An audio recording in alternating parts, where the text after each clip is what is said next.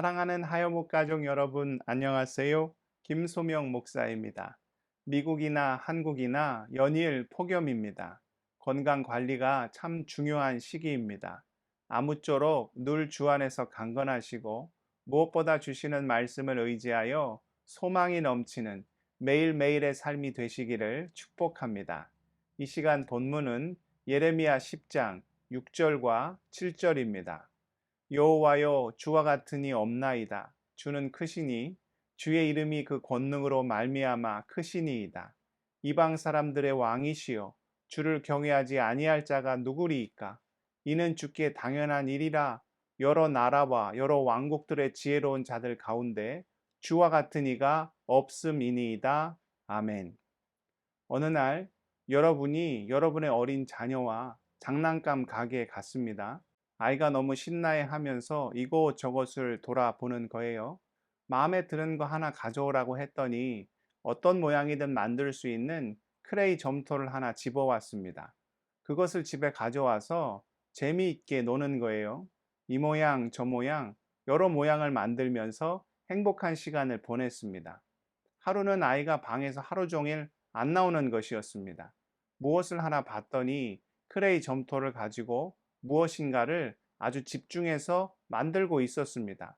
정성을 다하여, 최선을 다해 우리식으로 하면 마음과 뜻과 정성을 다하여 아주 독특하고 이상한 모양을 만드는 것이었습니다. 그리고는 그것이 자기를 지켜주는 수호신이라고 주장하기 시작했습니다. 그때부터 부모와는 대화도 하지 않고 자기가 만든 수호신만 쳐다보고 앉아 있었습니다. 필요한 것이 있으면 부모에게 말을 해야 하는데 그것만 붙잡고 있는 거예요. 배가 고프거나 몸이 아프면 부모에게 도움을 청해야 하는데 그것만 꼭 끌어안고 있었습니다. 그럼 부모는 어떻게 해야 할까요? 잘 설득하거나 그래도 알아듣지 못하면 혼을 내서라도 다시는 그런 행동을 하지 못하도록 해야 하지요. 다소 황당한 예일 수 있지만 오늘 말씀을 보면 누가 하나님 앞에서 이런 말도 안 되는 행동을 하고 있습니까? 하나님의 사랑하는 백성 유다가 이런 어처구니 없는 행동을 보이고 있지요.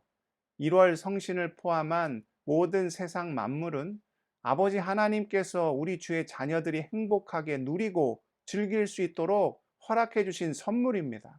창세기에 보면 하나님께서 천지를 창조하시고 하나님의 형상을 닮은 우리 자녀들을 친히 빚으신 후에 그 모든 것들을 돌보도록 허락하셨습니다. 창세기 2장 19절입니다. 여호와 하나님이 흙으로 각종 들짐승과 공중의 각종 새를 지으시고 아담이 무엇이라고 부르나 보시려고 그것들을 그에게로 이끌어 가시니 아담이 각 생물을 부르는 것이 곧 그 이름이 되었더라. 하늘과 땅에 있는 모든 존재들은 우리가 누리거나 혹은 돌보아야 할 대상일 뿐이지 결코 의지하거나 신뢰해야 할 것들이 아니지요.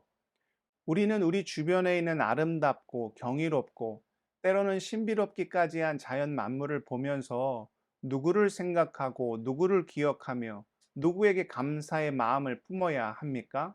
그것을 창조하시고 우리에게 허락하신 여호와 하나님께 영광과 찬양을 돌리며 그 안에서 기뻐하며 감사하는 삶을 살아야 하지요.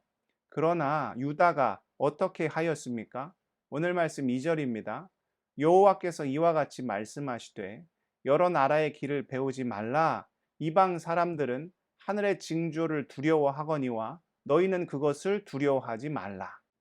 당시 유다는 자연 만물을 그들의 우상으로 삼고 그것에게 빌며 그것을 의지하며 그것을 두려워하였습니다. 그러나 조금만 생각해 보아도 이것이 얼마나 어리석고 무지몽매한 일입니까? 당시 유다가 섬긴 우상의 실체가 무엇입니까? 오늘 말씀 3절에서 5절입니다. 여러 나라의 풍습은 헛된 것이니 삼림에서 벤 나무요 기술공의 두 손이 도끼로 만든 것이라. 그들이 은과 금으로 그것에 꾸미고 못과 장도리로 그것을 든든히 하여 흔들리지 않게 하나니 그것이 둥근 기둥 같아서 말도 못하며 걸어 다니지도 못하므로 사람이 메어야 하느니라. 그들에게 화를 주거나 복을 주지 못하나니 너희는 두려워하지 말라 하셨느니라. 당시 유다가 섬긴 우상의 실체는 그냥 나무 조각이었습니다. 길거리에 굴러다니는 돌덩이들이었죠. 그것들을 가져다가 아무리 사람이 정성을 다해서 깎고 다듬고 손질한다 해도 우리를 창조하시고 인도하시고 지금도 돌보시는 창조주 하나님을 대신할 수 있습니까? 자동차 키를 차 안에 두고 잠궜어요. 그럼 차 문을 열어야 하겠지요? 어떻게 하면 열릴까요? 신령과 진정을 다해 간절한 마음으로 자동차 손잡이를 당기면 문이 열립니까? 아닙니다. 주변에 찾아보니 열쇠 비슷하게 생긴 돌이나 나뭇가지가 있어요. 그것을 넣고 돌리면 문이 열립니까?